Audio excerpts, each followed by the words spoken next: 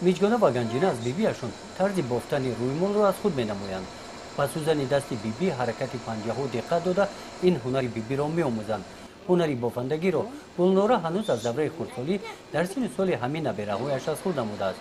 بعد به سن نفقه برآمدنش گلنورا به این شغل برگشت. هر یک بانو باید که در خانه خود چیزی که برای زیب خاندان داشته باشد از هنر دستش باشد بسیار خوب میشد، چون که همین تکثری های بافتگی، تکثری های عروسی بافتگی، رومالچه ها، رومال هایی که بسیار به زنو زیبنده هستند، این یک هنر خوب است و من خیلی تکلیف میکردم که بگذار هر یک بانو، هر یک زن همین خیلی هنرها رو داشته باشد.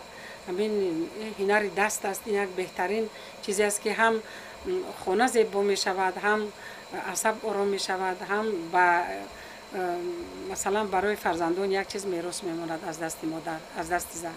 بافته های گلنورا از رویمال و رویمالچه ها، روی پوش و گلمان، گلهای بافته، بالشت های عروسی، رویمال سر کیف و باز چندین نوع دیگر بافته های عبارت هستند. گلنورا هنرش را به خواهشمندان می آموزاند. در مؤسسه تحصیلات ایلاوگی 12 نفر شاگرد تیار نموده است.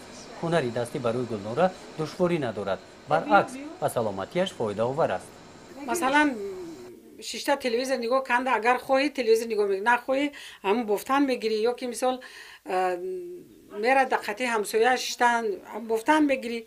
من یک کاری هست که همه وقت با این مشغول شدن ممکن است. این یک آرامی عصب، یک چخیل بگم، یک بحری آدم رو کشاده میکنند.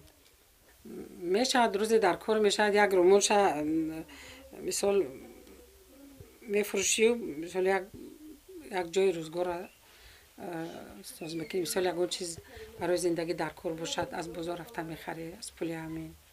گلنورا کمال و مقصد دارد با دستگیری حکومت و مقامات اجرایی حاکمیت دولتی ناحیه واسه در آینده این نمود فعالیتش را وسیع می نماید.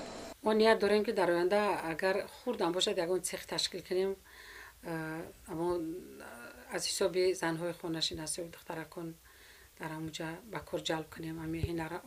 همین یک هنر خوب و یک چیزی که برای زنها حتما در کار است، همین را آموزند، در آینده برای زندگیشون استفاده برند، در خانه‌هاشون استفاده برند، برای روزگذرانیشون. و باز یک نیت دیگر داریم که اگر امکان باشد ما یک رشته نفیس از حرکت کرده استودیم که اونجا بیایم، اگر هم رشته نفیس بیایم ما توربافی نفیس سر میکنیم که یک بسیار یک هنر زیبا است. این رو دختران ترک میبافند، بسیار خوش رو میبافند. ما همی آینده نیت داریم که همین چیز سر کنیم، برای پرده تریزه باشد، برای سروانت ها باشد، بسیار خوب میبراید.